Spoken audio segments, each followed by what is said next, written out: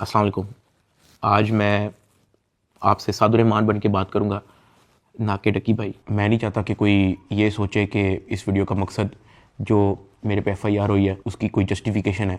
I am simply here to apologise. मेरे किसी भी कंटेंट से अगर आज तक कोई भी नेगेटिवली इम्पैक्ट हुआ है, मैं उस चीज़ के लिए माफ़ी मांगता हूँ। मेरी हमेशा से सिर्फ यही इंटेंशन रही है कि मैं लोगों को एंटरटेन करता रहूँ और कुछ ना कुछ जो है वो मैं नया लाता रहूँ। लेकिन मेरे अनजाने ना अनजाने में अगर मेरे से कोई कंटेंट कभी ऐसा पोस्ट हुआ है जिससे कुछ नेगेटिवली इम्पैक्ट हुआ है, या कोई प्रमोशन ऐसी हुई है जिससे कोई नेगेटिवली इम्पैक्ट हुआ है, मैं उस चीज़ के लिए पूरे कौम से माफ़ी मांगता हूँ। Let the court handle. मैं लीगली इस मैटर को एंड तक देखूँगा।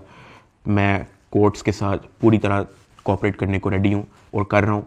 मैं इदारे के साथ पूरी तरह कोऑपरेट करूँगा और जो भी जज साहब मेरे केस का फ़ैसला लेंगे मैं वो कबूल करूँगा। मेरा और मेरी फैमिली का जो 3.5 माह का एक्सपीरियंस है, मैं सिर्फ वो बताने आया हूँ। 16 अगस्त 2025 को जब मैं सो के उठता हूँ तो मैं बड़ा एक्साइटेड होता हूँ, क्योंकि हमने अपने दोस्त वगैरह मेहमान बुलाए होते हैं। हमने अपने घर में दावत रखी होती है। मेरे सब दोस्त आते हैं, बड़ा इंजॉय करते हैं, हम खाना शाना खाते हैं, गपशप लगाते हैं। मेहमान चले जाते हैं, उसके बाद मैं और रूब पैकिंग में लग जाते हैं, क्योंकि हमें मलेशियन गवर्नमेंट का एक इवेंट है, उधर से इनवाइट आया होता है कि डकी भाई आप आएँ, हमारे लिए कुछ वीडियोस वगैरह बनाएं। पूरे पाकिस्तान से उन्होंने एक मेल और एक फ़ीमेल को चुना है, जिसके अंदर मेल में उन्होंने मुझे चुना है। बाकी कंट्रीज़ से भी उन्होंने एक मेल एक फ़ीमेल इनवाइट किए हुए थे और मैं बड़ा एक्साइटेड था कि पूरे पाकिस्तान के अंदर से उन्होंने एक बंदा चूज़ करना है और उन्होंने मुझे चुना। मैं बड़ा ऑनर फील कर रहा। हमने बड़ी जल्दबाजी में पैकिंग की, क्योंकि मेहमान आए होते हैं, हमें टाइम नहीं मिलता और मुझे नहीं पता था कि जब हम पैकिंग करके अपने घर से निकलेंगे तो मेरी ज़िंदगी का सबसे मुश्किल वक्त शुरू हो जाएगा। मेरे वहमो गुमान में भी नहीं था कि मेरे साथ क्या होने जा रहा है। हम जब पैकिंग करके सामान गाड़ी में रखते हैं, गाड़ी हमारी एयरपोर्ट की तरफ चल पड़ती है। एयरपोर्ट पहुंचते हैं, हम सामान अपना अनलोड करते हैं। रात के 9 बजे के करीब हमारी फ़्लाइट होती है। हम काउंटर पे जाते हैं और हमें अपना बोर्डिंग पास मिल जाता है। उसके बाद जहाँ पे इमिग्रेशन होनी होती है, जहाँ पे आपके पासपोर्ट पे एग्जिट स्टैंप लगती है, हम जब वहाँ पे पहुँचते हैं तो वो मेरे से पूछते हैं कि आप पे कोई FIR तो नहीं है। मैंने कहा नहीं। कहता आपका साइबर क्राइम में कोई इशू है क्या? मैंने कहा नहीं। कहते आप हमारे साथ आ जाएं। मैं और अरूब एक दूसरे की तरफ देखते हैं कि ये क्या हो गया। हम किसी को ऑन टाइम ज़्यादा इन्फॉर्म ही नहीं कर पाते हैं। मैंने ज़िया को सिर्फ मैसेज कर दिया है कि ये इस तरह से इशू हो गया है, तो शायद हम फ्लाई ना कर पाएँ, तो आप प्लीज़ गाड़ी जो है वो एयरपोर्ट ले आओ और हमें यहाँ से पिक कर लो। हमें लगा कि शायद हमें बस सिर्फ फ्लाई नहीं करने देंगे और हम घर जा सकेंगे। 5-10 मिनट के बाद इमिग्रेशन वाले हमसे हमारे मोबाइल ले लेते हैं, कहते हैं कि इसको एयरप्लेन मोड पर लगा दें और अरूब की तरफ वो इशारा करते हैं कि अगर आप जाना चाह रही हैं मलेशिया तो आप जा सकती हैं।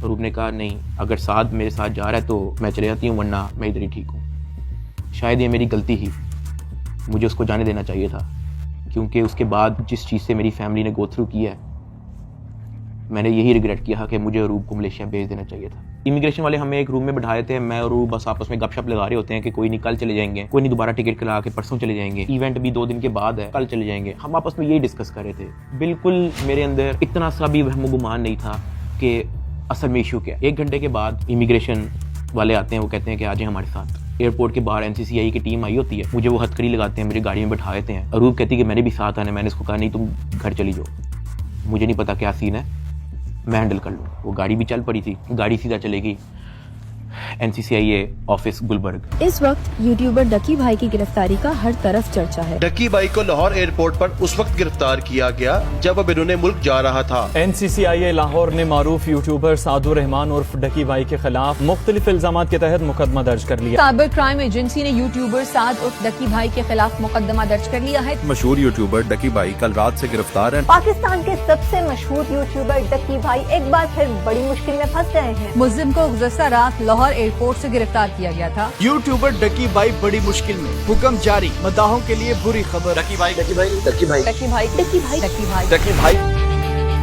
रात के तकरीबन 11 बजे हम NCCI ऑफिस पहुंच जाते हैं। हथकड़ी मुझे लगी हुई थी, मुझे ऊपर एक रूम में लेके गए। जब मैं NCCI के ऑफिस पहुंचता हूं तो वहां पे 6-7 ऑफिसर्स बैठे होते हैं। मेरी हथकड़ी वो खोल देते हैं, मुझे कुर्सी पे बिठा देते हैं और मेरी इंटेरोगेशन शुरू हो जाती है। वहां पे मेरे से क्वेश्चन करते हैं एप्लीकेशंस के प्रमोशन के बारे में। वहां पे मुझे पहली बार आइडिया होता है कि मेरा इस इशू पे मुझे एयरपोर्ट पे रोका गया। खैर मेरे से वो जो सवाल करते गए मैं उनको बताता गया। मेरे पास 3 मोबाइल थे, मैंने तीनों मोबाइल के पासवर्ड उनको दिए। उन्होंने मेरे से मेरे जीमेल अकाउंट के पासवर्ड पूछे, मैंने वो भी उनको ऑन द स्पॉट दिए। उन्होंने मेरे से मेरे लैपटॉप का पासवर्ड पूछा, मैंने उनको ऑन द स्पॉट दिया। ऐसा भी नहीं कि मैंने उनको कोई बहाना लगाया हो कि मैं पासवर्ड भूल गया हूँ, because I had nothing to hide. मैं इदारे के साथ कॉपरेट करना चाहता हूँ। मैं ये नहीं चाहता कि इदारा ये सोचे कि मैं कुछ छुपा रहा हूँ। मेरा 23 दिन का रिमांड लिया गया। वो सारी इन्वेस्टिगेशन मैंने पहले 23 मिनट के अंदर दे दी थी। कई घंटे गुजर जाते हैं और तमाम ऑफिसर्स मेरी इंक्वायरी लेके चले जाते हैं, सिवाय एक के, जो मेरे इन्वेस्टिगेशन ऑफिसर्स थे, असिस्टेंट डायरेक्टर शुएब रियाज साहब। मेरे आईओ के अलावा जब तमाम ऑफिसर्स चले जाते हैं तो एक प्राइवेट बंदा बाहर से अंदर आता है। तो आईओ मुझे कहता है कि तुझे पता है कि तेरे पे एफआईआर होने वाली है। मैंने कहा यार मुझे थोड़ा सा एक्सप्लेन कर दें कि मेरे पे केस क्या है और क्या एफआईआर है और मैंने किया क्या है। तो जो प्राइवेट बंदा जो बाद में आया था ना, वो कहता कि यार तेरे बहुत बड़े मामला आते हैं, तेरा बहुत बड़ा मैटर है, तेरे पीछे ISI है, तेरे पीछे MI है, तेरे पीछे क्या क्या एजेंसी है। कहता तुझे पता ही नहीं है कि तूने क्या किया। तो वो मेरे पे ये इंप्रेशन डाला कि हर इदारा जो है वो मेरे पीछे पड़ गया। साथ ही कहता कि लेकिन अगर आप हमारे साथ कॉपरेट करेंगे तो हम आपके साथ कॉपरेट करेंगे। मेरा तो काम ही कोई नहीं है। मैं सुबह उठता हूँ, फैमिली को टाइम दिया, बेगम को टाइम दिया, एक आधे दोस्त को टाइम दिया, जाके व्लॉग वगैरह बना लिया, घर आए, सो गए, दैट्स इट। इसके अलावा मेरी लाइफ में कुछ है ही। मेरे माइंड में 100 सवाल आना शुरू हो गए, लेकिन मेरे पास जवाब किसी का नहीं था। खैर उन्होंने मेरे पे FIR दे दी, मुझे हवालात में बंद कर दिया। मैंने जिंदगी में कभी हवालात नहीं देखी थी। उस रात मैं नहीं सोया, मैं जागता रहा, रोशनी होगी। हवालात में सिर्फ एक ही लड़का था, मैंने उससे भी कोई ज्यादा बातचीत नहीं की। सुबह 10-11 बजे के करीब एक बंदा आया, उन्होंने मुझे हथकड़ी लगाई और मुझे कोर्ट ले गए कि आपको जज साहब के सामने पेश करना है। मेरी फैमिली में से किसी भी बंदे ने आज तक कोई कोर्ट, कोई कचहरी, कोई पुलिस स्टेशन, कोई हवालात, कोई थाने, उनमें से किसी चीज़ का उनको नहीं था पता। जज साहब ने 2 दिन का रिमांड दे दिया। मुझे तो रिमांड का मतलब ही नहीं था पता। मुझे हथकड़ी लगा के फिर से NCCI ऑफिस ले जाते हैं और मुझे हवालात में बंद कर देते हैं। उससे नेक्स्ट डे की बात है, मेरी इन्वेस्टिगेशन चल रही होती है। Additional director NCCI Sarfaraz Chaudhary साहब वो अचानक कमरे में आते हैं, मेरी तरफ देखते हैं, कहते हैं कि ए मुंडाई। आईओ कहते हैं हाँ जी। कहते हैं इसको लेके आओ मेरे पास। आईओ हथकड़ी पकड़ता है, मेरे हाथ पे लगाता है और कहता चल। मुझे जब हथकड़ी लगा के एडिशनल डायरेक्टर रूम में लेके जाते हैं तो वहाँ पे 5 ऑफिसर्स बैठे होते हैं। एडिशनल डायरेक्टर सरफराज चौधरी साहब मेरे से पूछते हैं कि तुम कौन से एप्लीकेशन के कंट्री हेड हो। मैंने कहा कि सर मैं किसी एप्लीकेशन का कोई कंट्री हेड नहीं हूँ। वो अपनी कुर्सी से अचानक उठता है, कहता तेरी माँ किधर से आता है पैसा तेरे पास। मैंने कहा सर मैं यूट्यूबर हूँ, मेरे 8 मिलियन सब्सक्राइबर हैं, उधर एडसेंस अभी मैं बात कर ही रहा होता हूँ। कहता है कि तुम मेरे वतन अजीज के बच्चों को खराब कर रहे हो, क्या करता है तुम्हारा बाप। मैंने कहा जी यूनिवर्सिटी के अंदर प्रोफेसर हैं। तो कहता तुम इतने क्यों हो। मैं चुप रहता हूँ। वो चीख के बोलते, कहता बोल। मैंने कहा जी सर मैं सिर्फ वीडियोस बनाता हूँ, मैं यूट्यूबर हूँ। माँ बहन की गालियाँ वो देता रहता है। उसने मेरे मुंह पे बहुत जोर का थप्पड़ लगाया। मैं बिल्कुल चुप होकर ऐसे मुंह नीचे करके खड़ा हो गया। तो कहता मुंह ते कर। अभी मैंने मुंह पर किया नहीं था। वो जोर से चीख के कहता मुंह ते कर। अभी मैंने वो मुंह पर किया ही था, उसने मुझे दूसरा थप्पड़ लगाया। मैं वहाँ पे बड़ा हेल्पलेस फील कर रहा कि यार मेरे से ऐसा क्या हो गया। मैं भी ये सोच ही रहा था, उसने मुझे तीसरा थप्पड़ लगाया। मुझे माँ बहन की गालियां दी जा रहा है। मैं अपना मुंह नीचे करके खड़ा हुआ हूँ तो मेरे थप्पड़ इधर लगता है, फिर वो कहता था मुंह पर कर, फिर मेरा थप्पड़ इधर लगता है। वो मारी गया जब तक उसका दिल नहीं भरा। मैंने तो गिने भी नहीं है कि उसने मुझे थप्पड़ कितने मारे हैं। फिर वो मुझे कहता कि अपनी टांगे बैंड कर। मैंने अपनी टांगे बैंड कर ली। कहता हाथ ऊपर कर। मैंने अपना हाथ ऊपर कर ली। वो घर में एक वीडियो कॉल लगाता है जो एक बच्चा रिसीव करता है जिसकी एस्टिमेटेड तकरीबन एज होगी 7 साल। एक हाथ में सिगरेट होती है। वो उस बच्चे से पूछता है कि डकी भाई को जानते हो। वो बच्चा कहता है जी। वो बैक कैमरा ऑन करता है, मेरे हाथ खड़े होते हैं, टांगे बैंड होती हैं। वो कैमरे से दिखाता है उस बच्चे को कि कौन है ये। कहता है डकी भाई। तो कहता कि तुम इसके प्रोग्राम देखते हो। कहता जी। वो पीछे जो प्राइवेट मुलाजिम खड़ा होता है जो बहुत जोर का पीछे थप्पड़ मारता है। सरफराज चौधरी साहब उस 7 साल के बच्चे को कहते हैं ये देखो इसके साथ क्या हो रहा है, आप देखोगे तुम इसका प्रोग्राम। कहता नहीं, चलो फटाफट इसको गालियां दो। बच्चा कहता है कि सरफराज चौधरी साहब कहते हैं और का बच्चा। सरफराज चौधरी साहब कहते हैं और का बच्चा। थप्पड़ वो मारी जा रहा होता है पीछे। वो वीडियो कॉल पे उस बच्चे को दिखा रहा होता है कि ये तुम इसके प्रोग्राम देखते हो और ये मैं क्या बताऊं यार। खैर मैं तब बड़ा हेल्पलेस होता हूँ। मैं समझ नहीं आती कि मैं क्या करूं और किस तरह इससे निकलूं। मैंने क्या किया ऐसा। खैर वो सरफराज चौधरी कहता है कि इसको ले जाओ, इसकी तरीके से तफ्तीश करो। जबकि मैं डे 1 को आया हूं, मैं सब कुछ मोबाइल का पासवर्ड मैंने लैपटॉप के पासवर्ड, मैंने जीमेल के पासवर्ड, मैंने एक चीज़ नहीं छोड़ी है। मुझे आज जितने ऑफिसर्स थे वहाँ पे, मुझे एक ऑफिसर आके दिखा दे, बता दे कि डक्की भाई ने हमें ये चीज़ नहीं थी दी, इसलिए हमने मारा है। वो तफ्तीश के अंदर इस जगह कोऑपरेट नहीं था कर रहा, इसलिए हमने मारा है। मुझे एक बंदा आके दिखा दे यार।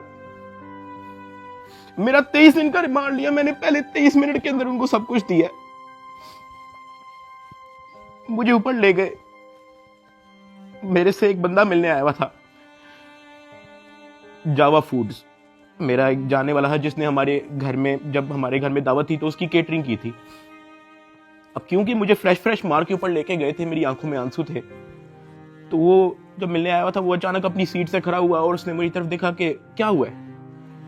मैंने कहा कि यार मैं इनके साथ पूरी तरह कोऑपरेट कर रहा हूँ, वो फिर भी मुझे मारी जा रहे हैं, मुझे माँ बहन की गालियां दे रहे हैं। तो अगर आपकी यहाँ पे किसी ऑफिसर से बातचीत है, आप उनसे काइंडली रिक्वेस्ट करें कि यार मुझे मारे कम, या मुझे तब मारे जब मैं आपको कुछ छुपा रहा हूँ या आपको कुछ गलत बता रहा हूँ, तब मार लें, लेकिन मुझे मारे कम।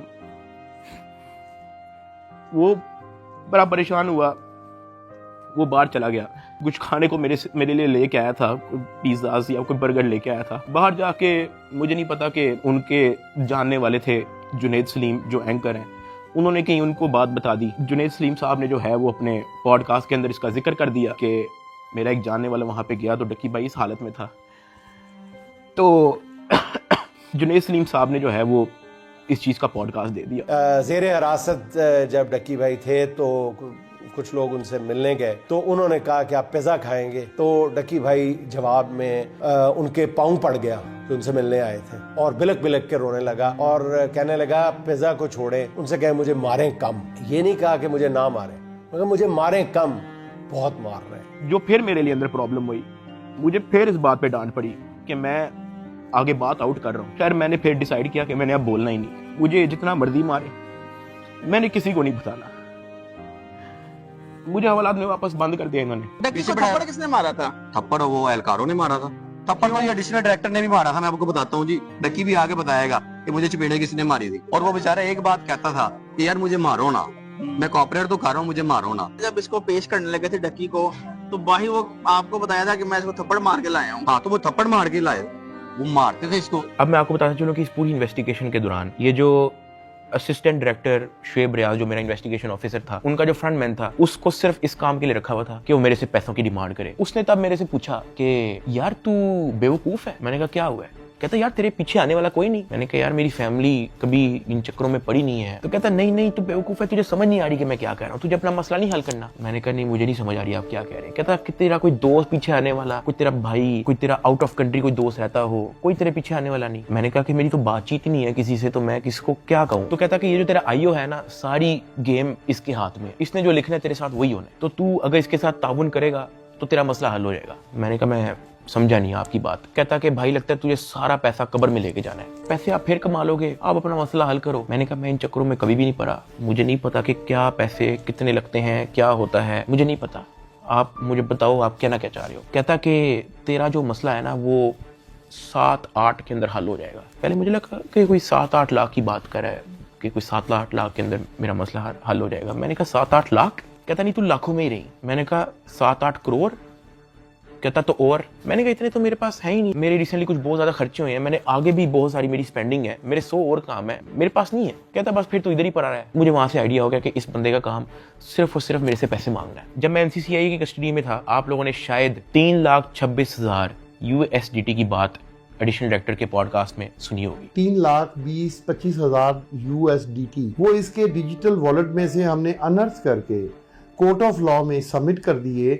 हमने इसके डिजिटल वॉलेट में से वो अपने वॉलेट में जो सरकार का होता है उसमें अनर्थ करके प्रॉपर उसको फर्द मकबूजगी बनाकर कर दिया। ये बहुत बड़ी अचीवमेंट है। उन्होंने दर्जनों पॉडकास्ट दे के ये बताया कि 3,26,000 USDT जो है वो हमने इससे बरामद कर लिए हैं। अब मैं आपको उसकी असल स्टोरी बताता हूँ कि वो क्या है। हवाला से मुझे इन्वेस्टिगेशन के लिए लेके जाते हैं कोई शाम के 7 बजे के करीब। आइयो मुझे कहता है कि अपना बाइनेंस का अकाउंट खोल। मैं अकाउंट खोल देता हूँ। मेरे अकाउंट के अंदर कुछ ट्रेड चल रही होती है जो मेरी सारी लॉस पे गई होती है, क्योंकि उस दौरान बिटकॉइन नीचे गया हुआ था। वो सारी ट्रेड मेरी लॉस में क्लोज करता है, मेरी फ्यूचर्स की ट्रेड सारी लॉस में क्लोज करता है, मेरा पर्सनल नुकसान करता है। सारे टोकन जो मेरे पास डॉज, बिटकॉइन, इथीरियम, मेरे पास दर्जनों टोकन और पड़े हुए थे, वो सारे क्लोज करके उसको यूएसडीटी में खुद कन्वर्ट करता है और वो कहता है कि ये यूएसडीटी ट्रांसफर कर। मैंने कहा सर इसकी क्या वजह है, आपने मेरा पर्सनल लॉस भी कर दिया है। कहता है कि तुझे अपना मसला हल करना है या नहीं करना। मैंने कहा कि सर लेकिन ये 3,26,000 यूएसडीटी आपने ट्रांसफर क्यों करना है? जो भी आपकी इन्वेस्टिगेशन है आपके सामने, अकाउंट मैंने आपको दे दिया, उसका जीमेल मैंने आपको दे दिया, पासवर्ड मैंने आपको दे दिया, आपने ट्रांसफर इसको क्यों करना है? कहता है तुझे जितना कह रहे हैं उतना कर। मेरी 15 मिनट उनके साथ बहस चलती रही कि सर ये पैसे ज्यादा हैं, मुझे आप थोड़ी सी इसकी एक्सप्लेनेशन दे दें ताकि मैं मेंटली रिलैक्स रहूं, मुझे थोड़ा सा बता दें कि ये ट्रांसफर आपके पास क्यों करना है। वो मुझे आगे से यही कहता था कि यार लगता है तुझे अपना मसला हल करने का शौक नहीं है। बीच में उसने मुझे बहाने लगाने शुरू कर दिए, यार क्योंकि तू हमारी कस्टडी में है कि तेरा अकाउंट कहीं हैक ना हो जाए, जब तू यहाँ से फारिग होगा तू मुझे बता दी, मैं तुझे सेंड कर दूंगा। आईओ ने मुझे इस तरह की कहानी सुनाई शुरू कर दी। उसने मुझे एक अपना वॉलेट एड्रेस दिया, उसने कहा कि ये सारे पैसे इस पे ट्रांसफर कर। इसने मेरे से जबरदस्ती मेरा फेस आईडी, मेरा ऑथेंटिकेटर सारा लगा के इसने मेरे से जबरदस्ती 3,26,000 यूएसडीटी, जिसकी पीकेआर के अंदर वैल्यू बनती है 9 करोड़ पाकिस्तानी रुपया। अब जिस अकाउंट में उसने ट्रांसफर किया, क्या वो एफआईए का अकाउंट था? नहीं। क्या वो एनसीसीआईए का अकाउंट था? नहीं। क्या वो पंजाब हुकूमत, सिंध हुकूमत या किसी केपी की हुकूमत या किसी भी गवर्नमेंट के इदारे की हुकूमत का अकाउंट था? नहीं। क्या वो नैब का अकाउंट था? नहीं। क्या वो स्टेट बैंक का अकाउंट था? नहीं। क्या वो कोई ऐसा अकाउंट था जो कोर्ट की तरफ से जिसकी अप्रूवल मिली हो? नहीं। वो मेरे आईओ असिस्टेंट डायरेक्टर शुएब रियाज साहब का अपना पर्सनल अकाउंट था, जिसके अंदर इन्होंने मेरे 9 करोड़ रुपया एस्टिमेटेड ट्रांसफर किए। ट्रांसफर करने के बाद उन्होंने वापस मुझे हवालात में बंद कर दिया। कोई रिसीविंग नहीं दी, मुझे उसकी कोई रीजनिंग नहीं दी, कोई सबूत ही नहीं है इस चीज का कि इन्होंने अपने पास ट्रांसफर किया। 8 बज जाता है, 9 बज जाता है, 10 बज जाता है, 11 बज जाता है, मेरे से सोया नहीं जाता। एक ऑफिसर एक मुलजिम को छोड़ने आते हैं हवालात, मैं फटाफट उठ के उससे पूछता हूँ, मैंने कहा सर आपके इस एनसीसीआईए इदारे के अंदर जब कोई क्रिप्टो का कोई रोला चलता है, कोई यूएसडीटी का कोई रोला चलता है, तो उस पे क्या होता है? क्या उसको ट्रांसफर कर लिया जाता है? कहता मैंने कभी ऐसा सुना तो नहीं है। कहता क्यों, क्या हुआ है? मैंने उसको बताया। मैंने कहा आईओ ने मेरे 9 करोड़ रुपया यूएसडीटी ट्रांसफर कर लिया अपने पास। कहता अच्छा, तो उसने आपको कोई रिसीविंग दी है? मैंने कहा नहीं। कहता ऐसा होता तो नहीं है वैसे, लेकिन अगर आप कहते हो तो मैं किसी से पूछ लूं? मैंने कहा जी पूछ ले, मैं बड़ा टेंशन में हुआ। उस पूरी रात मैं नहीं सोया। अगले दिन सुबह के कोई 10-11 बजे के करीब एक बंदा आता है, मुझे लेके जाता है ऊपर ऑफिस में, मुझे इतनी जोर का वो थप्पड़ लगाता है, मेरे ख्याल से मेरे पूरे 3 महीने के अंदर सबसे ज्यादा जोर का थप्पड़ वो वाला थप्पड़ था जिसकी मैं अभी बात कर रहा हूँ। क्योंकि वो मुझे बता के नहीं लगाया जाता, वो मेरे पीछे से लगाया जाता है, मेरे सर पे इतना बड़ा उस बंदे का हाथ होता है, मुझे इतनी जोर का थप्पड़ लगाते हैं, मेरे यहाँ से मेरे ज़हन का मवाद, अंतरियां सारी मेरी आंखों से बाहर निकलने को करी। मैं इवन एक पॉइंट पे मेरा विजन ब्लरी हो गया, मेरा विजन काला हो गया, मैं बेहोश होने वाला, इतनी जोर का वो थप्पड़ था। उसने कहा कि हर चीज बतानी जरूरी होती है। मैंने कहा कि सर मेरे 9 करोड़ रुपया आप ट्रांसफर कर लो, मुझे उसकी कोई रीजनिंग ना दो, मुझे उसकी कोई रिसीविंग ना दो, मैं अपना मुंह कैसे बंद रख लूं? इतनी सी बात में मुझे फिर से एक और थप्पड़ लगाया। मुझे आईओ के पास ले गया। आईओ कहता कि यार तुझे अपना मसला हल करने का शौक नहीं है? एडिशनल साहब बहुत नाराज है। मैंने कहा सर आपने 9 करोड़ रुपया मेरा ले लिया है, अभी मैं बात कर ही रहा था तो उसने इशारा किया कि इसको बंद कर दो। अब मुझे बंद कर दिया वापस हवालात में। कुछ टाइम के बाद जब मुझे फिर से इन्वेस्टिगेशन के लिए लेके गए तो ये जो मेरी 9 करोड़ रुपया जो इन्होंने ट्रांसफर किया था 3,26,000 यूएसडीटी, ये बात पूरे डिपार्टमेंट के अंदर फैल चुकी थी। हर प्राइवेट मुलाजिम को पता था, हर ऑफिसर को पता था, हर आईओ को पता था, डिपार्टमेंट में हर एक बंदे को पता लग गया था कि ये इतनी बड़ी अमाउंट जो है वो शुएब रियाज आईओ के अकाउंट में ट्रांसफर हुई है। आईओ ने सोचा इसने बात आउट कर दिया है, सबको पता लग गया है। इन्होंने फटाफट क्या किया, उसकी रिकवरी डाल के कोर्ट में पेश कर दिया कि ये देखो हमने ये पैसे बरामद किए हैं इससे, जबकि उन्होंने बरामद की इंटेंशन से वो ट्रांसफर अपने पास नहीं किए थे। इनकी ये इंटेंशन थी कि पैसा हम अपने पास ट्रांसफर कर लेते हैं, फिर इसमें से कोई इसको 20-30% वापस देके इससे डील करेंगे, ये इनकी शुरू की इंटेंशन थी। लेकिन मैंने डिपार्टमेंट में बात आउट कर दी, मैंने मार खा ली इसके बदले। मैंने कहा मुझे मारो जितना मारना है। डिपार्टमेंट में बात आउट कर दी, ये लोग घबरा गए, इन्होंने फटाफट कोर्ट में रिकवरी डाल दी, जिसकी वजह से मजबूरन एडिशनल डायरेक्टर सरफराज चौधरी साहब को दर्जनों पॉडकास्ट मजीद देने पड़े कि 3,26,000 हमने इस बंदे से बरामद कर लिया है, जबकि वो बरामदी की नीयत से ट्रांसफर नहीं किया गया। हाँ वो तो मैंने डिपार्टमेंट में बात आउट कर दी, तो फिर आपको स्टोरी बनानी पड़ी इसकी। 3,20,25,000 यूएसडीटी कोर्ट ऑफ लॉ में सबमिट कर दिए। जब मुझे इन्वेस्टिगेशन के लिए फिर से लेके गए तो वहां पे एक और बंदा आया था अपने काम से, मैं आप लोगों को उसका नाम तो नहीं बता सकता, लेकिन हम लोग उसका नाम रख लेते हैं बिग ब्रदर। ये बिग ब्रदर जो है आपने वीडियो के एंड तक याद रखना है। वो अपने किसी काम से आया था, उसने मुझे देखा, उसने मेरे से पूछा कि यार डक्की तेरे पे केस क्या है? मैंने कहा एप्लीकेशन प्रमोशन का केस है। तो कहता कि तेरा मैटर कहाँ तक पहुंचा है? मैंने कहा कि मैं तो पूरी तरह ताउन कर रहा हूँ, मैं तो सब कुछ इनको दे चुका हूँ, मुझे नहीं पता कि इनको अब मेरे से और क्या चाहिए, लेकिन मैं तो पूरी तरह इनके साथ कोऑपरेट कर रहा हूँ। तो कहता अच्छा। उसने उसे सर हिलाया और कहता कि क्या ये लोग तेरे से कोई पैसे भी मांग रहे हैं? अब क्योंकि मैं उस बंदे को पहली बार मिला हूँ, मैं नहीं जानता कि वो कौन है। मैंने उसको कहा कि नहीं, मेरे से कोई पैसे नहीं मांग रहा। उसने ऐसे सर हिलाया, कहता अच्छा चल ठीक है, अच्छा लगा तेरे से मिलके। वो अपने कामों में लग गया। खैर मेरी इन्वेस्टिगेशन के बाद उन्होंने फिर से मुझे जेल में हवालात में बंद कर दिया। इन्होंने अपनी पूरी कोशिश की कि हम इससे पैसे लें, हम इससे पैसे का पूछें। जब इनको आइडिया हुआ कि मैं इनको किसी भी तरह से एंटरटेन नहीं कर रहा, इन्होंने बहाने से मेरी फैमिली को बुला लिया। अरूब और मेरी अम्मा, उनको ये कह के बुलाया गया कि मेरी उनके साथ मुलाकात। मुझे जब हवालात से ऊपर लेके गए तो अरूब बैठी हुई थी और उसकी इंटेरोगेशन हो रही थी। उसका मोबाइल जो है वो इन्वेस्टिगेशन ऑफिसर के हाथ में था। तो मैंने इन्वेस्टिगेशन ऑफिसर शुएब रियाज साहब से पूछा कि ये आपने इनका मोबाइल क्यों लिया? तो कहता कि इन पे भी एफआईआर होगी। तो अरूब घबरा गई। उसने कहा मेरे पे एफआईआर क्यों होगी? उसने कहा कि आपने तो हमें साथ से मिलने के लिए बुलाया है, मुझे और मामा को के साथ से मुलाकात हो जाएगी। तो वो कहता कि नहीं, एफआईआर हो ना हो, ये जो आपके शोहर की एफआईआर है इसी में बड़ी जगह है, हम आपको इसी में नामजद करेंगे। अरूब घबरा गई। मैंने अरूब की तरफ देखा, मैंने अरूब की तरफ इशारा किया कि मैंने कहा बस बिल्कुल चुप होके बैठ जाओ, बस ये वक्त गुजारो, बस इस वक्त हम कुछ नहीं कर सकते। खैर वो अरूब से कुछ क्वेश्चन उन्होंने पूछने शुरू कर दिए। मैंने यही कोशिश की कि मैं जल्दी से जल्दी अरूब को वापस भेज दूं घर। उसका मोबाइल वापस मिले ना मिले डजंट मैटर, वो घर जाए। आईओ ने अरूब का मोबाइल रख लिया। मैंने अरूब को कहा कि अब तुम घर जाओ और तुमने वापस नहीं आना। जब अरूब घर गई है तो उसने जब वकीलों से डिस्कस किया तो वकीलों ने कहा कोई बात नहीं, हम प्री अरेस्ट बेल करवा लेंगे। तो अरूब ने कहा ओके। अगले दिन उन्होंने जाके प्री अरेस्ट बेल करवा ली।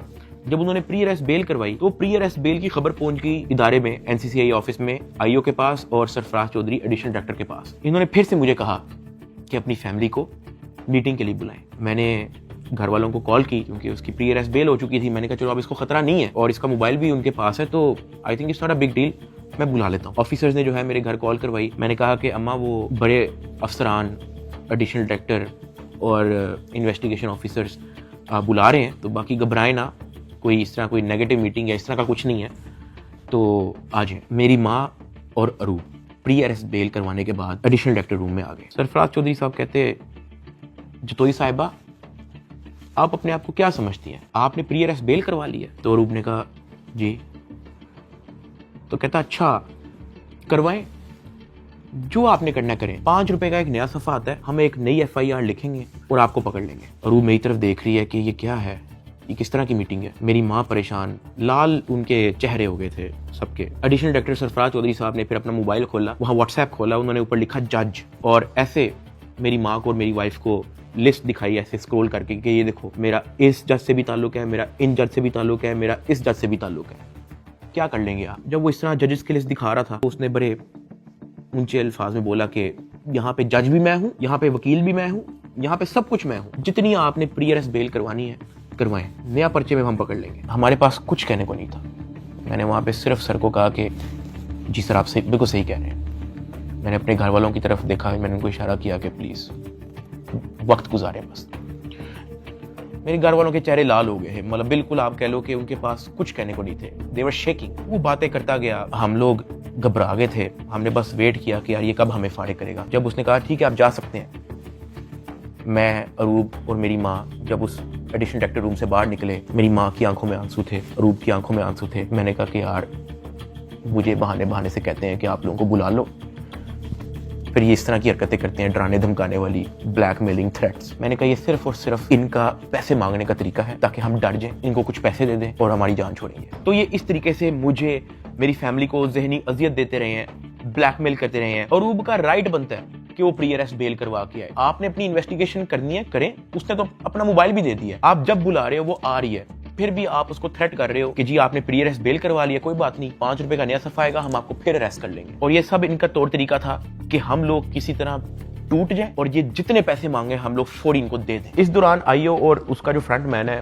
जब उनको पता लगा कि मैं और मेरी फैमिली किसी भी तरह से इनको एंटरटेन नहीं कर रही, कोई पैसों के मामले में लिफ्ट नहीं करवा रही, तो इन्होंने मेरे एक दोस्त से बात की और उस दोस्त को कहा कि इसको मुझे आके कहो कि ये पैसों से मसला हल होगा। उसकी जो भी गपशप हुई मेरे दोस्त ने वापस आके बताई, कहता कि ये पैसे ही मांग रहे हैं। मैंने कहा यार इस तरीके से मेरी फैमिली को ब्लैकमेल कर रहे हैं, इस तरीके से मुझे टॉर्चर कर रहे हैं, ये लोग चाहते क्या है? वो ये कह रहे हैं कि अरूब को हम पर्चे में नामजद ना करें और उस पर कोई नया पर्चा ना दें और उसको अरेस्ट ना करें, उसका वो 1 करोड़ रुपया मांग रहे हैं। मैंने कहा भाई इन्होंने मेरा बैंक अकाउंट ब्लॉक कर दिया, इन्होंने मेरी USDT भी अपनी जेब में डाली, मेरे अब्बा जी का बैंक अकाउंट ब्लॉक है, मेरी अम्मा जी का बैंक अकाउंट भी इन्होंने ब्लॉक कर दिया है, अरूब का बैंक अकाउंट इन्होंने ब्लॉक कर दिया है, जिया का बैंक अकाउंट इन्होंने ब्लॉक कर दिया है, इवन मुनीब जो अंडर 18 है उसका बैंक अकाउंट भी ब्लॉक कर दिया है।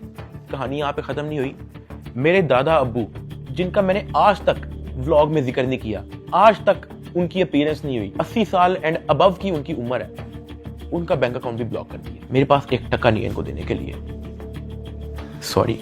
उसने मेरी बात सुनी, कहता अच्छा। उसने एज इट इज जब ये बात आईओ को बताई, आईओ आगे से इसको कहता कि इन्हां दे कोल 40-50 करोड़ रुपया सैट नहीं पड़ा। मेरे दोस्त ने एज इट इज मुझे ये बात आके बताई। अब क्योंकि मेरी फैमिली ऐसे मेंटल टॉर्चर से गुजर चुकी थी, जब मेरे दोस्त ने ये बात मेरी फैमिली को बताई, मेरी फैमिली ने घबरा के कहा कि प्लीज आप किसी और से बात कर लें, अगर वो हमें लोन दे सकता है, कोई उधार हमें दे सकता है तो दे दे।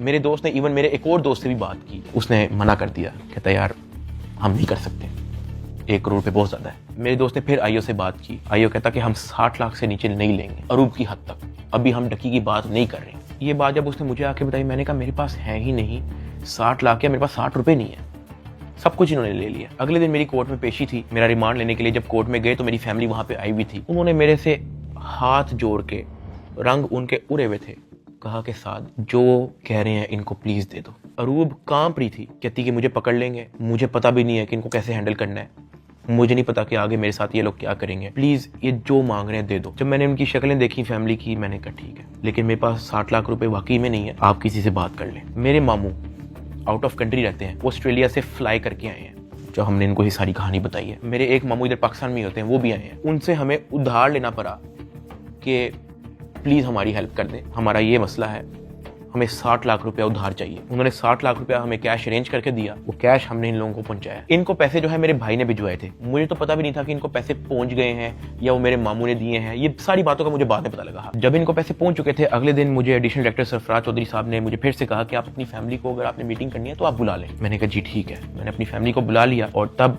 एडिशनल डायरेक्टर साहब का रवैया मेरी फैमिली के साथ टोटली चेंज हो चुका था। वहां से मुझे आइडिया हुआ कि it was never about the case, it was always about the money. वो मेरी फैमिली से बड़े अच्छे से बात कर रहे हैं, मुझे आइडिया हो गया कि इनको शायद पैसे पहुंच चुके हैं। वो इवन कमरे से चले भी गए थे, उन्होंने कहा कि अगर आपने अपनी कोई प्राइवेट बात करनी है तो आप कर लें। जब वो कमरे से गए हैं, तब मेरी माँ ने, अरूब ने, मेरे भाई ने सारी कहानी बताई कि किस तरह से मेरे मामू ने उधार 60 लाख रुपया दी है इस सारी कार्रवाई के लिए। मैंने अपनी माँ से माफ़ी मांगी, मैंने कहा यार आई एम सॉरी कि मेरी वजह से इतना कुछ करना पड़ रहा है सबको। कहती कोई बात नहीं, अल्लाह पाक देख रहा है, इट्स ओके। खैर मेरी फैमिली को 5-10 मिनट दिए हैं मेरे से बात करने के लिए, और वो चले गए। अब तक मेरा 16-17 दिन का रिमांड हो चुका था। इतना लंबा रिमांड होता नहीं है। अभी वीडियो में कुछ टाइम पहले मैंने आपको कहा था कि बिग ब्रदर एक बंदा आपने याद रखना है। ये बिग ब्रदर इस बार फिर से एनसीसीआई ऑफिस आता है, लेकिन ये इस बार मेरे से मिलने आता है। मेरे से पूछता है कि किधर तक पहुंचा तेरा केस। मैंने कहा कि सर मेरी तरफ से तो मैं सब कुछ दे चुका हूँ, मुझे नहीं पता कि इनका क्या इरादा है। उसने मेरे से पूछा कि यार इतना लंबा तेरा रिमांड क्यों हुआ है। मैंने कहा सर नो आइडिया, जबकि मैं इनको सब कुछ दे चुका हूँ। इनके पास मेरे सारे मोबाइल हैं, इन्होंने मेरी वाइफ को भी नामजद किया है, सारे ईमेल पासवर्ड लिए हुए हैं, सब कुछ इनके पास है, ये फिर भी मेरा रिमांड डिमांड करते हैं। कहता अच्छा, तो इन्होंने पैसों की बात की है तेरे से? क्योंकि मैं उस बंदे पे उस तरह से ट्रस्ट नहीं था करता। मैंने कहा नहीं, इन्होंने मेरे से कोई पैसों की बात नहीं की। कहता किसी ने इशारा दिया हो, किसी ने इनडायरेक्टली तेरे से डिमांड की हो, या किसी ने कहा हो कि तू अगर पैसे दे देगा तो तेरी छूट हो जाएगी। फिर वही बात कि मुझे नहीं था पता कि वो बंदा कौन है। मैंने उसको कहा कि नहीं। उसने मेरी तरफ देखा ऐसा, कहता आर यू श्योर? मैंने कहा जी। इवन उससे मुझे एक पॉइंट पे बड़े गुस्से से देखा, कहता कि देख ले अगर कुछ ऐसा है तो तू मुझे बता सकता है। फिर वही बात आ गई क्योंकि मैं उसको जानता नहीं था। मैंने कहा नहीं ऐसा कुछ भी नहीं है सर। कहता ठीक है। वो चला गया। मेरा 23 दिन टोटल रिमांड हो चुका था। जो मैं आप लोगों को ये भी बताता चलूं कि एनसीसीआई की हिस्ट्री में इतना लंबा रिमांड नहीं हुआ। इवन एक पॉइंट पे मैं इतना तंग आ गया था इनसे कि मैंने खुद ही जज साहब के सामने कहा कि सर मैं चाहता हूं कि ये लोग अपनी तसल्ली पूरी कर लें, इन्होंने जो मेरी इन्वेस्टिगेशन करनी है करें, अगर ये रिमांड मांग रहे हैं इनको रिमांड दे दें। मैं इतना तंग आ गया था, मैंने जज साहब के सामने खुद ही बोल दिया कि यार रिमांड ले लें मेरा। 23 दिन रिमांड के बाद भी इन्होंने 30 लाख रुपया मेरी फैमिली से मुझे जुडिशियल करने का लिया। मतलब एनसीसीआई ऑफिसर्स ने मुझे जेल भेजने के भी मेरी फैमिली से पैसे लिए। खैर मैंने अपने दोस्त को कहा कि यार ये आईओ से पूछो कि अब क्या इसने मेरे साथ करना है। कहता कि मैंने बात की है। वो ये नहीं कह रहा कि अब आपकी बेल करवानी है, वो ये कह रहा है कि हमने 4 पर्चे मजीद रेडी किए हुए, वो 4 पर्चे हम डकी भाई पे ना दें, उसका 1.5 करोड़ रुपया वो मांग रहे हैं, जिसमें से एक पर्चा इन्होंने कोई लड़की रिलेटेड रखा हुआ है। और जब मैंने ये सुना मैं बर्बाद, मैं टूट चुका था। मैंने अपने दोस्त को कहा तू इनको ब्लॉक कर दे बस, और तू जा। इनको को 4 पर्चे देने, 400 दें, मैंने अब 1 टका नहीं देना इनको। इस तरह तो इनको आदत लग जाएगी।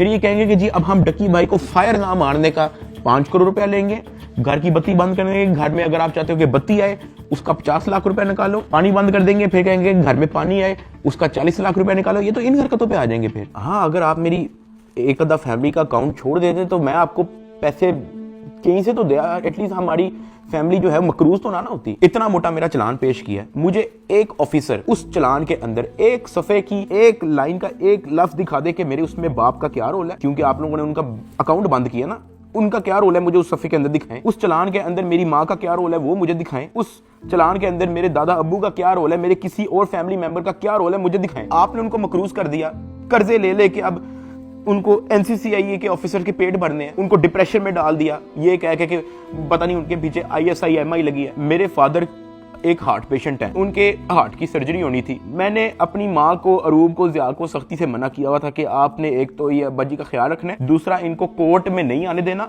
ये मेरे पास एक बार भी जेल में ना आए, क्योंकि मुझे पता है उनकी हार्ट की क्या कंडीशन है। वो बेहोश हो जाते हैं, परेशान हो जाते हैं। हम उनकी सर्जरी के हमारे पास पैसे नहीं थे, वो जो पैसे हमने उनकी जो सर्जरी के लिए देने थे वो उन्होंने ब्लॉक कर दिया। अब कर्जा लेके हम NCCA के ऑफिसर्स का पेट भर रहे हैं।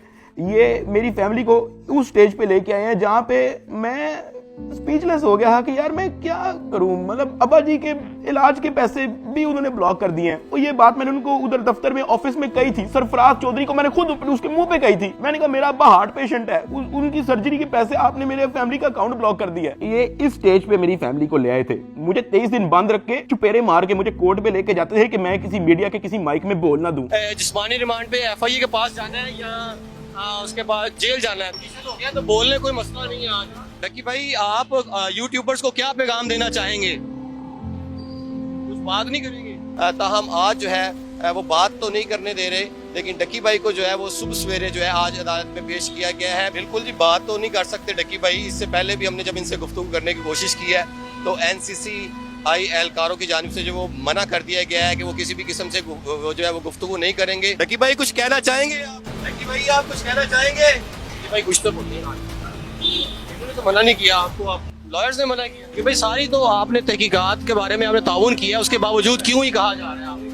मेरी गिरफ्तारी के 23वें दिन जब मुझे जज साहब के सामने पेश किया तो फाइनली मैं जुडिशल हो गया। जुडिशल का मतलब यह है कि अब मैं जेल चला जाऊंगा। जज साहब ने ऑर्डर लिख के दिया कि हमने बंदा जुडिशल कर दिया। अब जुडिशल करके कोर्ट से बंदा डायरेक्ट जेल नहीं जाता, कोर्ट से एक बार NCCA ऑफिस वापस आता है, वहां पे उसके कुछ पेपर्स रेडी होते हैं, उसके बाद उसको जेल भिजवाया जाता है। तो जब मैं कोर्ट से NCCA ऑफिस वापस आया, वही बिग ब्रदर उधर मौजूद था। उसने मेरी तरफ देख के कहा, डकी तेरे से पैसे किसने लिए? मेरा दिल इधर मुंह में आ गया। मैंने कहा यार ये मेरे साथ क्या हो रहा है। अब क्योंकि उसने मेरे से डायरेक्ट पूछा कि तेरे से पैसे किसने लिए हैं, उसने मेरे से ये भी नहीं पूछा क्या तेरे से कोई पैसे ले रहा है, उसने मेरे से कहा कि तेरे से पैसे किसने लिए। मैंने कहा कि जी ये शुएब रियाज और उसकी टीम ने, इन्होंने जो है वो पैसे ऊपर हायर अफसरान को भी पहुंचाने हैं। कहता अच्छा कोई डिटेल है तेरे पास? मैंने कहा कि सर मैं तो इनके साथ हवालात में था जेल में, सेल में, तो मेरी सिर्फ फैमिली को पता है कि एग्जैक्टली क्या हुआ।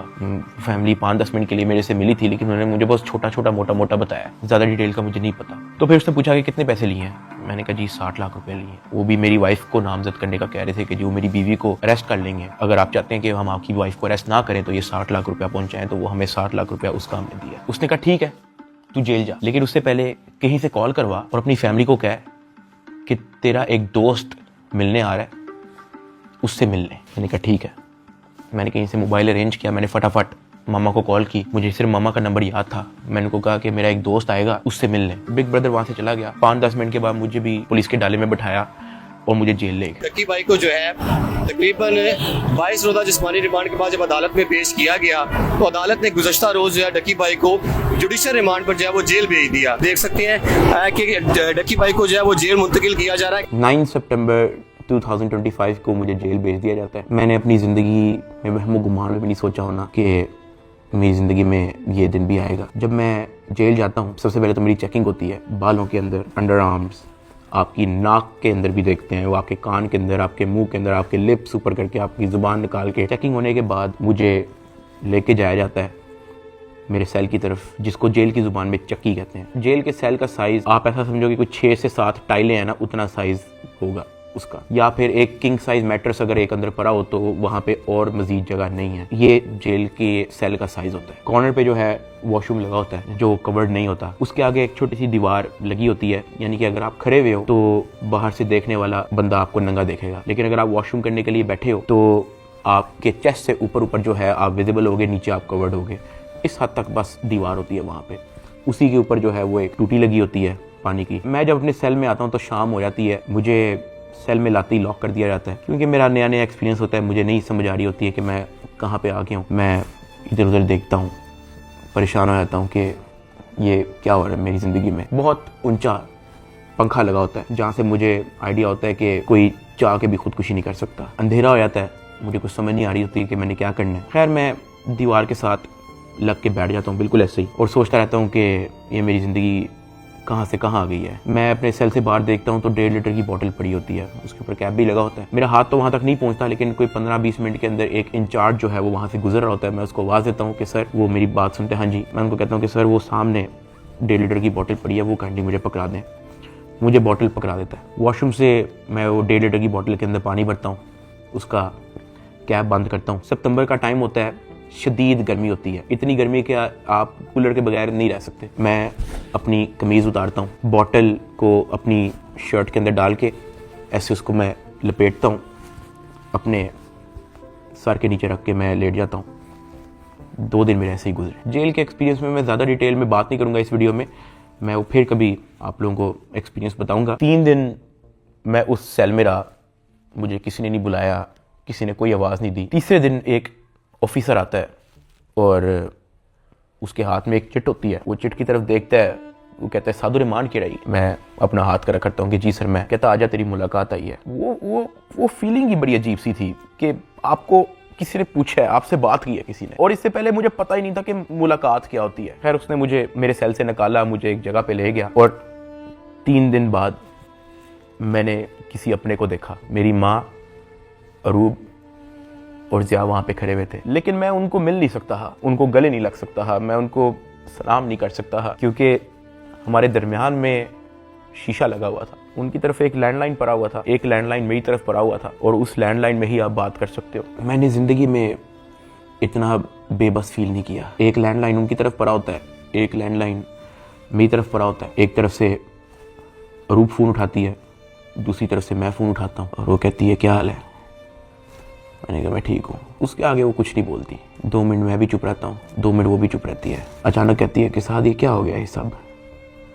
मैंने कहा रूप मुझे नहीं पता, मुझे नहीं पता, मेरे पास किसी चीज़ का जवाब नहीं है। ऐसे ही हमारी बात हो रही थी, अचानक ज़िया अरूब को कहता कि मैंने बात करनी है साद से। मैंने कहा हाँ करवाओ। ज़िया अरूब से फ़ोन ले लेता है। वो कहता है कि यार साद आपका एक दोस्त आया था। मैंने कहा हाँ। कहता है यार वो तो सारी डिटेल हमसे मांग रहा था और उसको सब कुछ पता है, तो आप उस पर ट्रस्ट करते हो। मैंने कहा ज़िया देखो मैं उसको नहीं जानता हूँ पर्सनली, लेकिन फॉर सम रीज़न उसको पता था। मैंने उसको नहीं बताया, उसने मेरे से खुद कहा कि तेरे से पैसे किसने लिए, और उसने मुझे कहा था कि मुझे डिटेल चाहिए। तो ज़िया कहता कि हाँ वो हमारे पास आया था, एक कागज़ पे सारा मेरा वो लिख के गया है कि कहाँ कहाँ पे कैसे कैसे पैसे पहुँचाए, किसने दिए, किस बैंक से निकलवाए, वो सारा नोट डाउन करके गया है। मैंने कहा कि देखो ज़िया इस वक्त ना हमें नहीं पता कि हमने किस पे ट्रस्ट करना है, किस पे नहीं करना। हमने जिसको भी अप्रोच किया है सब ने मदद करने से इनकार कर दिया। जिन्होंने कोशिश की है वो भी कोई मसला कोई बेहतरी की तरफ नहीं आया। मेरे पास कोई ऑप्शन नहीं है, सुन लेते हैं हम एक बार इस बंदे की बात। ज़िया ने कहा ठीक है। जब ज़िया ने मुझे ये बात बोली तो मुझे आइडिया हो गया कि वही जिनका नाम हमने अभी बिग ब्रदर रखा था वो मेरी फैमिली से मुलाकात कर चुका है। खैर ज़िया से बात होने के बाद ज़िया ने फ़ोन मामा को दे दिया। मामा भी रो पड़ी, गपशप हो रही ही। साथ उन्होंने कहा था कि जो आपका दोस्त आया है कहता कि आप मेरी भी माँ है, आपको कुछ नहीं होगा, आपने अब 1 भी रुपया किसी को नहीं देना, बस जो आप लोगों ने दे दिया है उसकी मुझे डिटेल दे बस। खैर वही 15-20 मिनट होते ही हैं वो फ़ोन बंद हो जाता है। ना मुझे मामा की आवाज़ आ रही होती है, ना मेरी आवाज़ उन तक जा रही होती है। तो मुझे रियलाइज़ होता है कि मेरा वक्त ख़त्म हो गया। वहाँ का एक इंचार्ज मुझे मेरे सेल में वापस छोड़ देता है। मैं वापस उसी जगह पे आया था। वक्त के साथ साथ जेल में अपने आप को एडजस्ट किया, मेंटली एक्सेप्ट किया कि भाई तू अभी इधर ही है। 10 दिन गुजर गए। 10 दिन के बाद एक इंचार्ज फिर से आया चिट लेके, कहता सादुर रहमान के रही। मैंने कहा जी सर मैं। कहता आजा तेरी मुलाकात है। मुझे लगा मेरी फैमिली आई है, लेकिन जब मैं उधर पहुंचा तो वही बिग ब्रदर मेरे से मिलने आया था। खैर उसने कॉल उठाई, कहता कैसा है डकी। मैंने कहा सर मैं बिल्कुल ठीक। कहता तू अपनी फैमिली के सामने रोया क्यों था। मैं उनसे मिलने गया था तो वो तेरी माँ कह रही थी कि वो रो रहा था उधर। मैंने कहा सर मैं बस थोड़ा इमोशनल हो गया उनको देख के। कहता नहीं हो, पता है जेल हो गई है तुझे तो क्या हो गया है, अंदर बैठ के घर वालों को तो नहीं ना परेशान करना, उनके सामने मुस्कुरा के जाया कर, हंसता खेलता उनके साथ शुगर लगाया कर। क्या मैं बिल्कुल ठीक हूँ, अंदर बड़ा मजा आ रहा है। मैंने कहा सर वो हो जाता है, मैं तो कोशिश करता हूँ कि मैं उनको कोई टेंशन ना दूं, लेकिन चेहरे पे बंदे के लिखा आया था। कहता खैर मैं गया उस दिन तेरे घर, माँ जी बहुत परेशान थी, मैंने उनको तसल्ली दी है, तुझे मैं सिर्फ ये बताने आया हूँ कि तू तगड़ा रहे। फिर उसने मुझे कहा कि अगर आने वाले कुछ टाइम के अंदर अगर तुझे कोई न्यूज़ तेरे रिलेटेड सुनने को मिलती है तो पैनिक नहीं होना और अंदर किसी से कोई बात शेयर नहीं करनी। कोई पूछे कहना मुझे इल्म नहीं किसी चीज़, और अपनी फैमिली को भी कह दे कि किसी चीज़ को लेके पैनिक नहीं होना। अगर कोई प्रेशराइज करने की कोशिश करे, कोई कॉल करे, कोई अप्रोच करे, जस्ट इन्फॉर्म अस। साथ मैंने उनको ये भी बताया कि जब मैं NCCI की कस्टडी में था तो वो मुझे कहते थे कि आपके पीछे MI लगी हुई है। तब उसने मुझे कहा कि जिन लोगों का नाम लेके आपसे पैसे ले रहे हैं ना, मैं उस इदारे से हूँ। फिर उसने मुझे बताया कि ये बात जब मुझे पता लगी तो हमने अपने हायर अथॉरिटीज़ को भी इन्फॉर्म किया, तो let me and my team handle it. तूने अंदर किसी से कोई बात नहीं करनी, अपनी फैमिली से ज़्यादा कोई बात नहीं करनी, सिर्फ उनका हालचाल पूछ और रोना धोना बंद कर, उनके सामने शुगर लगा, हंस मुस्कुरा, कह के बड़ा मज़ा आ रहा है अंदर, जो बुरा वक्त था वो चला गया, अब बस तू वक्त काट। फिर मैंने उसको बोला कि सर वो जो एडिशनल डायरेक्टर सरफराज चौधरी साहब हैं वो मुझे रिमांड के दौरान कहते थे कि मैं तेरी हाई कोर्ट तक बेल रोकूंगा। तो उधर बिग ब्रदर कहता कि छोड़ दे, कुछ नहीं होगा। उसके बाद वो हुआ जो किसी ने वहमो गुमान में भी नहीं सोचा था। ये मुकदमा दर्ज करवाने वाला कोई और नहीं बल्कि डिप्टी डायरेक्टर सरफराज चौधरी है, जिसने डकी को गिरफ्तार किया और उसको दुनिया का सबसे बड़ा मुजरम बनाकर पेश किया। इस डायरेक्टर को आज सस्पेंड कर दिया गया है। Additional director national cyber crime investigation agency Lahore हैं सरफराज चौधरी साहब, उन्हें जनाब सस्पेंड कर दिया गया है। भरपूर तैयारी है NCCI की डकी की बेल कैंसिल करवाने। डकी भाई के खिलाफ कार्रवाई करने वाले NCCI के अहलकार ऑफिसर सरफराज चौधरी साहब को मुअत्तल कर दिया गया। उसके बाद वो चीजें हुई हैं, वो चीजें हुई हैं जो मैंने अपने वहमो गुमान में भी नहीं सोचा था। मैं जब 23 दिन रिमांड में था, मैं इतना मायूस हो गया था, मैं अल्लाह पाक से भीख मांगता था कि या अल्लाह मुझे रास्ता दिखा, या अल्लाह मुझे इस झंझट से निकाल दे, या अल्लाह सब कुछ तेरे सामने है, मैं किसी जोगा नहीं, मेरी फैमिली किसी जोगे नहीं, हम फंस चुके हैं, हम गीदरों में फंसे हुए हैं, या अल्लाह मुझे यहाँ से निकाल दे। मैं हाथ जोड़ के भीख मांगता था। मैं हवालात में एक गंदे से कमरे में बैठ के मैं भीख मांगता था कि या अल्लाह तू सब देख रहा है, तेरे सामने हो रहा है सब कुछ, मेरे लिए कोई तो दरवाजा खोल, मुझे कोई रास्ता दिखा, मैं कहाँ जाऊँ। NCCI अफसरान की गिरफ्तारी पर मुकदमा यूट्यूबर डक्की भाई की अहलिया अरूब जतोई की मुद्दत में दर्ज किया गया। डक्की भाई की फैमिली से रिश्वत लेने का ये मामला, NCCI के अफसरान का जिस्मानी रिमांड मंजूर। अरूब जतोई ने दरखास्त दी है national cyber crime investigation agency के 8 अफसरों और 1 फ्रंटमैन पर। ये हो क्या रहा है? बैटिंग एप्स को रोकने वाले ही बैटिंग ऐप के जरिए पैसे मंगवा रहे हैं। मुकदमा डक्की भाई की अहलिया अरूब जतोई की मुद्दत में दर्ज किया गया। 12 लोग हिरासत में हैं FIA के। अफसर शुएब रियाद और सरफराज चौधरी, उन्होंने रिलीफ के नाम पर अरूब जतोई से रिश्वत मांगी। पर 90 लाख रुपए की रकम बतौर रिश्वत वसूल की गई। वो लोग जिनके कंधों पे निजाम की हिफाजत की जिम्मेदारी रखी गई थी, वही खुद इस निजाम में नकब लगाने लगे। जो तफ्तीशी थे आज वो मुलजिम के रूप में अपने ही इदारे के सामने जवाबदेह हैं। 7 अफसरान ने ओहदों से इस्तीफा दे दिया। 90 लाख रुपए रिश्वत लेने के केस में NCCI के एडिशनल डायरेक्टर समेत 6 अफसरान का जिस्मानी रिमांड मंजूर कर लिया गया है। अरूब जतोई इस बात पर डट गई हैं कि NCCI अफसरान जिन्होंने उनसे रिश्वत ली है इनको नहीं छोड़ेंगी। जिन ऑफिसर्स ने मेरी फैमिली को मेंटल ट्रॉमा से गुजारा, जिन ऑफिसर ने मेरी फैमिली को मेंटली टॉर्चर किया, जिन ऑफिसर ने मुझे बेवजह मारा, मैं उनसे भीख मांगता गया कि यार मुझे ना मारे, मुझे फिर भी मारते गए। जिन ऑफिसर्स ने बच्चे को वीडियो कॉल करके मुझे उससे माँ बहन की गालियां दिलवाई, अगले दिन उन सब की खबर आ गई कि वो सब गिरफ्तार हो गए। और ये जो 100 दिन की कैद थी, जब मुझे किसी किस्म की कोई उम्मीद नहीं थी नजर आती, मैं कभी कभी अल्लाह पाक से कहता था कि अल्लाह तू मेरी क्यों नहीं सुन रहा।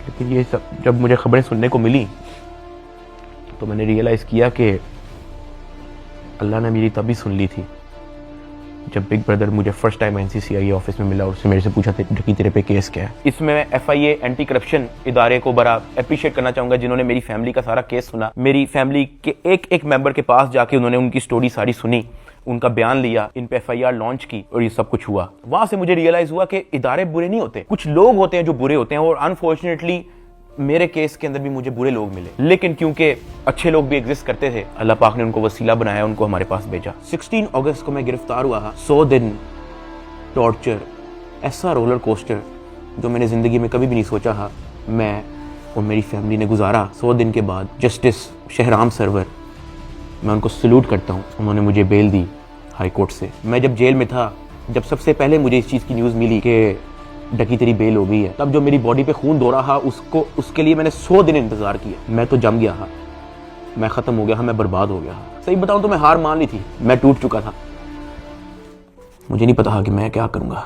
ये 100 दिनों में क्या क्या हुआ, ये वीडियो तो शायद 40-50 मिनट की होगी। अगर मैं आपको बताना शुरू करूं तो ये वीडियो 4-5 घंटे की होनी चाहिए। बहुत सारी चीजें मेरी मजबूरी है, मैं नहीं बता सकता। इवन ये जो भाई थे जिनका नाम हमने बिग ब्रदर रखा था, उनसे मैंने रिक्वेस्ट की, मैंने कहा सर मुझे लोगों को बताने दें कि आपने हमारी फैमिली के लिए क्या क्या किया। कहता ducky, we work in the shadows, हमें आपकी अप्रिसिएशन नहीं चाहिए, ये हमारी ड्यूटी थी। आपकी माँ हमारी माँ है, आपकी फैमिली हमारी फैमिली है। ना हम चाहते हैं कि आप हमारा नाम लें, ना हम चाहते हैं कि आप हमें मेंशन करें। उसने कहा क्योंकि हमारे इदारे का नाम लेके आपको और आपकी फैमिली से फाइनेंशियल बेनिफिट्स ले रहे हैं, तो we have to step in. इदारे की ट्रेनिंग ही ऐसी है कि अगर हमारे इदारे का कोई नाम लेके अपने लिए कोई बेनिफिट लेगा तो उसकी कोई टॉलरेंस नहीं है। ये हमारी ड्यूटी है, we are here to serve this country. अगर आप गलत होते या आपकी फैमिली गलत होती तो हम आपका साथ ना देते, लेकिन हमने देखा कि हमारी माँ मुश्किल में है, हमारी बेटी मुश्किल में है, हमारा भाई मुश्किल में है, तो हमें आपकी अप्रिसिएशन ही चाहिए। खुश रहें। और मैं बड़ा हैरान हुआ कि एक तरफ NCCI ऑफिसर्स हैं जो दर्जनों पॉडकास्ट दे रहे हैं पब्लिकली, लेकिन बैक एंड पे वो क्या हरकत करें उस चीज़ का किसी को नहीं पता। और दूसरी तरफ ये बिग ब्रदर का इंस्टीट्यूशन जिन्होंने दिन रात एक कर दिया मेरी फैमिली के लिए। और जब मैंने उनका कहा कि मुझे बताने दे लोगों को, तो कहते हमें क्रेडिट नहीं चाहिए। सेल्फलेसली काम किया और एक भी पॉडकास्ट उनके एक भी ऑफिसर ने एक भी इंटरव्यू नहीं दिया, just working in the shadows. और मुझे और मेरी फैमिली को उन पे फख्र है, और मेरी सिंपैथी हर उस फैमिली के साथ है जो कभी इन करप्ट NCCI ऑफिसर्स के थ्रू अफेक्ट हुई है। अल्लाह पाक किसी की फैमिली को उस चीज़ से ना गुजारे जिस चीज़ से मेरी फैमिली गुजरी है। एक और चीज़ की बड़ी कन्फ्यूजन थी कि मेरे एक्चुअली वकला कौन है। तो मेरा केस जो है वो बैरिस्टर अमृत शेख देख रही हैं और एडवोकेट उस्मान लतीफ़ जो मेरा केस आगे परसू कर रहे हैं। लेकिन मैंने सबकी वीडियोस देखी हैं, जितने वकला हैं जिन्होंने मेरे लिए स्टैंड लिया, मैंने सबके टिकटॉक वीडियोस देखी हैं। मैं दिल से उन तमाम एडवोकेट्स का शुक्रगुजार हूँ जिन्होंने मेरे लिए स्टैंड लिया। इस पूरे 100 दिन के अंदर जो मेन सवाल लोगों का था ना, वो ये था कि यार डकी भाई आप तो इस मामले से फारिग होने के बाद मुल्क छोड़ के चले जाओगे। लेकिन मैं आप लोगों को एक बात बताऊं, 8 साल हो गए हैं मुझे यूट्यूब पे आए हुए, मैंने सिर्फ अच्छा टाइम देखा है। जहां 8 साल इस मुल्क ने मुझे सब कुछ दिया, इस मुल्क के लोगों ने मुझे प्यार दिया, इस मुल्क के लोगों ने मुझे सपोर्ट दी, तो ये 3 महीने की मुश्किल में मैं मुल्क छोड़ के जाऊंगा तो ये तो मेरी सेल्फिशनेस है कि जहां 8 साल इस मुल्क ने आप पे कोई मुश्किल नहीं आने दी, तो 3 महीने की मुश्किल पे मैं इस मुल्क को छोड़ के कैसे जा सकता हूं।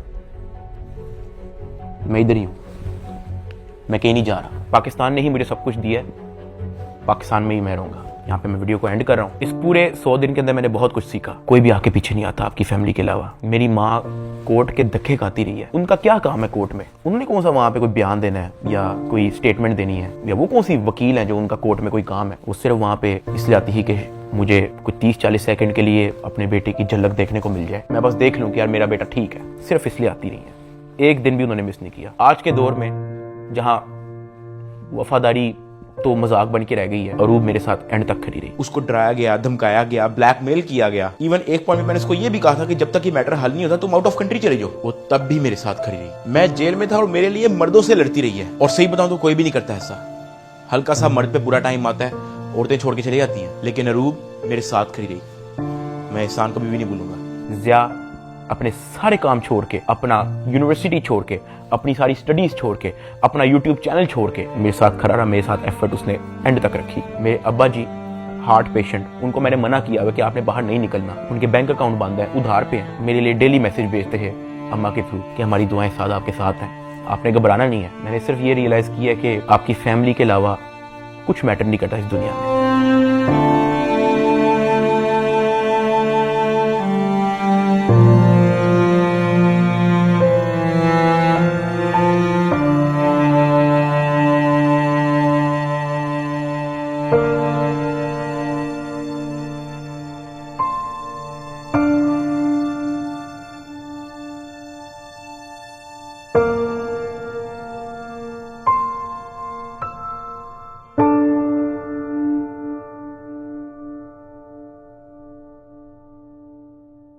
और मुझे पता है कि मैं इस वक्त स्टेज पे नहीं हूँ कि मैं किसी का नाम ले सकूँ, लेकिन I want to thank field marshal Asim Munir साहब and director general of military intelligence, जिन्होंने इतनी प्रोफेशनलिज्म दिखाई और मेरी फैमिली को इस करप्ट माफिया से निकलने में मदद की। और ये जो बिग ब्रदर जिनका मैंने जिक्र किया है, मैं तो जेल में था, मेरी फैमिली को कुछ भी नहीं पता था।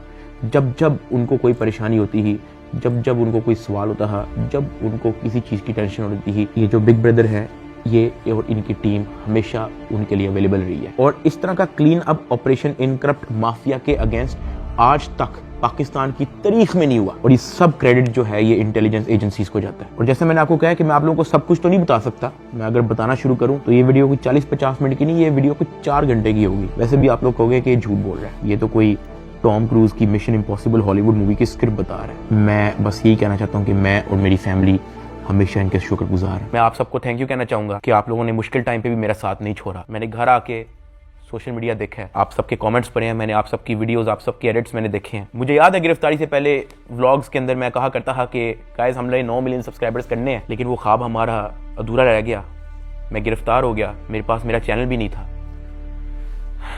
मैं जेल में था, मुझे लगा कि सब कुछ खत्म हो गया, this is the end, Ducky भाई is no more, he is finished. अचानक एक इंचार्ज आता है, कहता है डकी भाई तेरे 9 मिलियन सब्सक्राइबर्स हो गए हैं, मुबारक हो।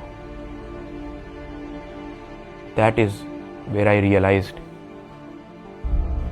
कि maybe this is not the end, maybe this is start of something else. I want to appreciate every single one of you. मैं जिंदगी भर नहीं भूलूंगा आप लोगों का एहसान। अभी इस वीडियो में मैंने आप लोगों को बोला कि यार अगर मैं सब कुछ बताना शुरू करूं तो ये वीडियो 4-5 घंटे की हो जाएगी। और साथ मैंने आप लोगों को ये भी बोला कि मैं आप लोगों को कुछ लोगों का नाम नहीं बता सकता, तो हम उनका नाम बिग ब्रदर रख देते हैं। बट लेकिन समटाइम सब कुछ जानना जरूरी भी नहीं होता। मैं बाहर आ गया हूँ, यही बहुत है। जब मैं जेल से वापस आया तो मैंने बहुत सारे लोगों की कहानियां देखी। कोई पॉडकास्ट पे कुछ कह रहा है, कोई यूट्यूबर कुछ कह रहा है, कोई टिकटॉकर कुछ कह रहा है, कोई जर्नलिस्ट कुछ कह रहा है। और मैंने उन सबको देख के बस कहा कि यार किसी को कुछ भी नहीं पता, सबकी अपनी अपनी कहानी है और सब झूठ है।